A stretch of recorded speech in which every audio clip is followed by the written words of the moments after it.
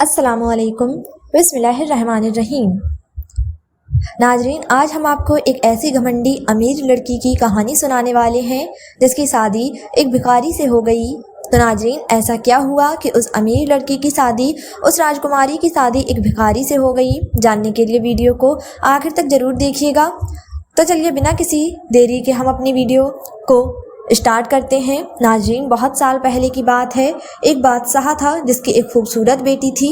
वह लड़की अपनी खूबसूरत और दौलत की वजह से बहुत ज़्यादा मगरूर और घमंडी हो गई थी। जब भी उसके लिए कहीं से शादी के लिए रिश्ता आता तो वह उसे ठुकरा दिया करती थी और उसका खूब मजाक उड़ाया करती थी।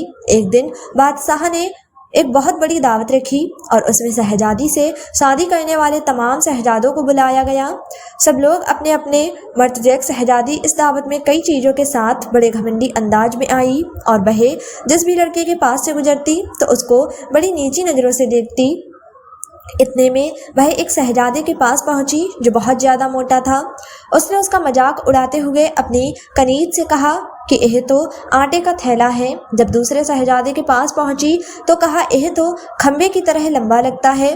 तीसरे शहजादे के पास गई तो बोलने लगी, यह तो सफ़ेद चूहे जैसा दिखता है। और शहजादी हर शहजादी की बेइज्जती करती रही, लेकिन एक शहजादे को देखकर उसे बहुत ज़्यादा हंसी आई क्योंकि उसने दाढ़ी रखी हुई थी।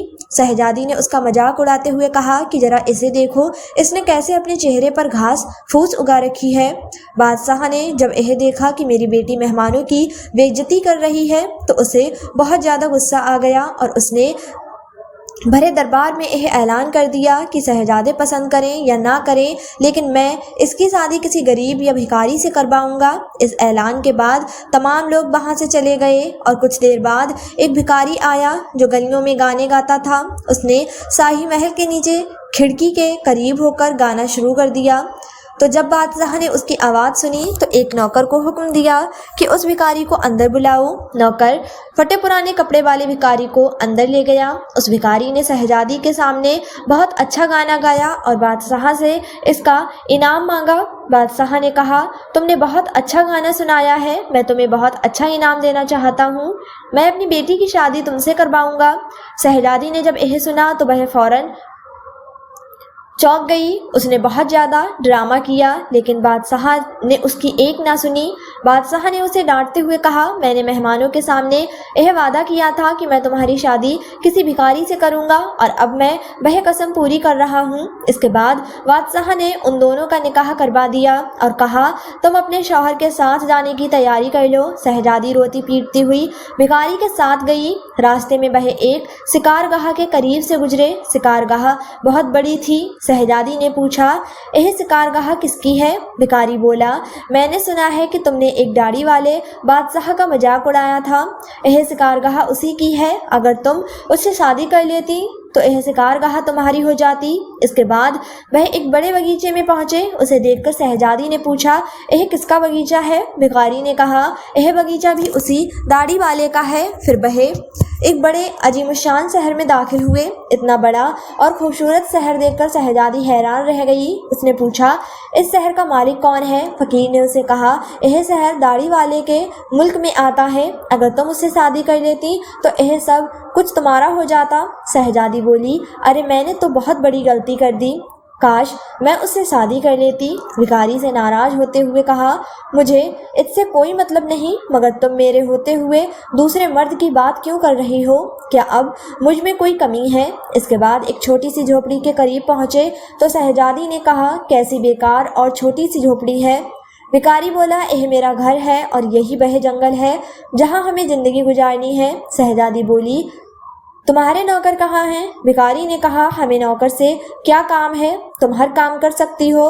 तुम आग जलाओ और मेरे लिए खाना बनाओ। मैं बहुत ज़्यादा थक चुका हूँ। लेकिन नाजरीन, क्योंकि शहजादी को खाना पकाना नहीं आता था, इसीलिए भिखारी ने उसकी मदद की और कुछ देर बाद उन्होंने उल्टा सीधा खाना पकाकर खा लिया और सो गए। दूसरे दिन भिखारी ने उसे जगाया और घर का काम करने के लिए कहा। शहजादी पूरा दिन काम करती रही, ऊपर से भिखारी की डांट भी सुनती रही।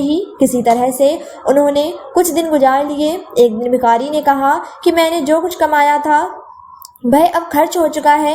अब कमाने की बारी तुम्हारी है। मैं तुम्हें लकड़ी लाकर देता हूँ, तुम उससे टोकरियाँ बुन लेना। यह कहकर वो जंगल गया और टोकरी का सामान काट कर ले आया। शहजादी ने टोकरी बनाना शुरू कर दिया। इससे पहले उसने कभी कोई ऐसा मेहनत वाला काम नहीं किया था, इसीलिए उसकी उंगलियां ज़्यादा जख्मी हो गईं, उनसे खून निकलने लगा। यह देखकर उसके शौहर ने कहा, मेरा यह ख्याल है कि तुम यह काम नहीं कर सकती, मैं तुम्हें कुछ धागे लाकर देता हूँ, तुम उससे कपड़ा बुन लेना। लेकिन वह यह भी ना कर सकी तो शौहर ने कहा कि तुम मेरे लिए बिल्कुल भी कामयाब नहीं हो, तुम तो कोई भी काम नहीं कर सकी, तुमसे शादी करके मुझे बहुत बड़ा नुकसान हुआ है। बहरहाल मैं कोशिश करता हूँ कि तुम्हारे लिए मिट्टी के बर्तन ला दूँ, तुम बाजार जाकर उन्हें बेच दिया करो। घमंडी शहजादी ने अकड़कर कहा, जब मैं बाजार में खड़ी होंगी तो मेरे मुल्क के लोग मुझे इस हाल में देखकर मेरे ऊपर खूब हंसेंगे। तो शौहर ने कहा, यह मेरा मसला नहीं, अगर तुम भूख से नहीं मरना चाहती हो तो तुम्हें यह काम करना ही पड़ेगा। मिट्टी का बर्तन बेचने का काम बहुत अच्छा चल रहा था। लोग जब खूबसूरत लड़की को बाजार में बर्तन बेचते हुए देखते तो उस पर तरस खाकर कुछ ना कुछ जरूर खरीद लेते। बर्तन बिक गए तो भिखारी ने और बर्तन ला कर दिए। इसी दौरान एक सिपाही वहां से गुजरा।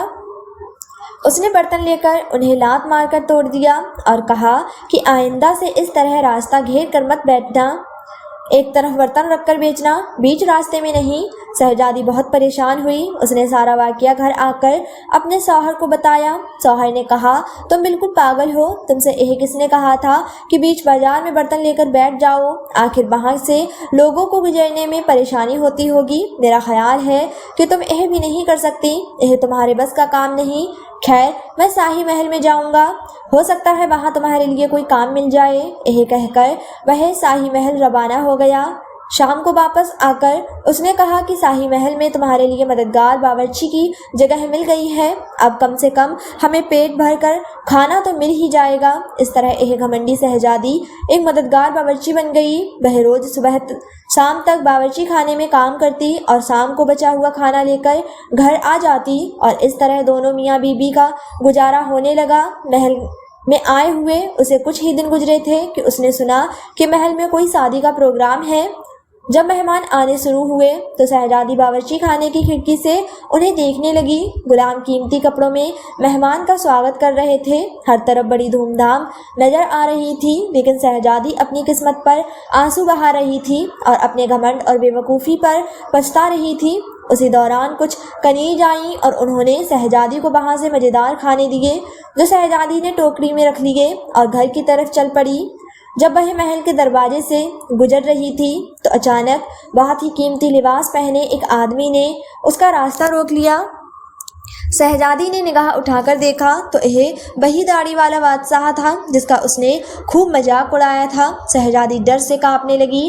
बादशाह उसे लेकर हॉल में पहुंचा। इतने सारे लोगों को देखकर उसका अपने ऊपर काबू नहीं रहा और घबराहट में टोकरी उसके हाथ से गिर गई और उसमें से खाना निकलकर चारों तरफ बिखर गया। वहां मौजूद सारे लोग हंसने लगे। शहजादी का उस वक्त यह हाल था कि किसी तरह से जमीन फट जाती और वह किसी तरह से उसमें धंस जाती।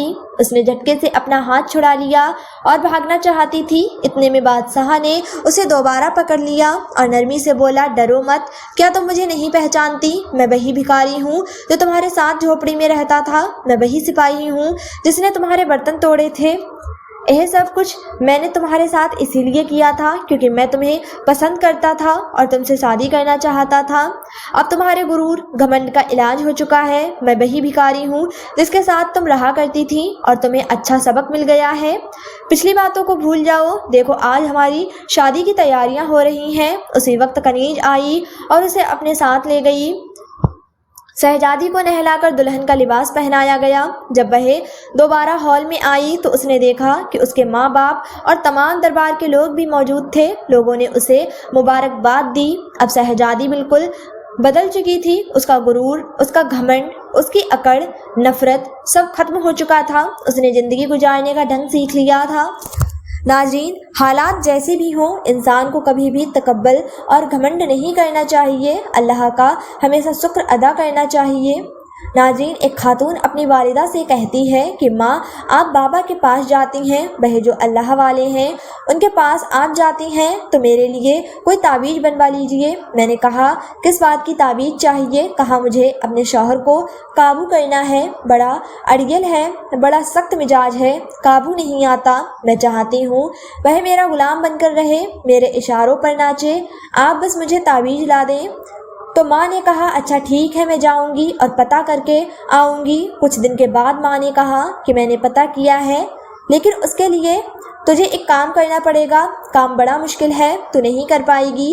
कहने लगी, माँ, मैं अपने शौहर को काबू करने के लिए हर काम करने के लिए तैयार हूँ, जो आप बताएं। माँ कहने लगी, मुश्किल काम है, मुझे लगता है तू नहीं कर पाएगी। कहने लगी, नहीं नहीं, मैं कर लूँगी, बस आप मुझे बताएं। तो माँ कहने लगी, यह जो हमारे घर के पीछे जंगल है, इसमें बहुत किस्म के जानवर हैं और दरिंदे भी रहते हैं, और मैंने सुना है कि यहाँ एक शेर आता है।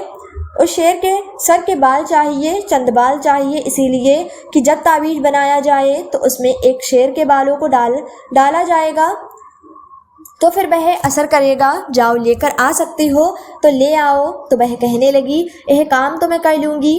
अब वह जंगल में चली गई, क्योंकि जंगल करीब में था और जंगल उसके लिए कोई अजनबी भी नहीं था। लेकिन वह गई और उसे पता था कि इस जगह शेर आता है।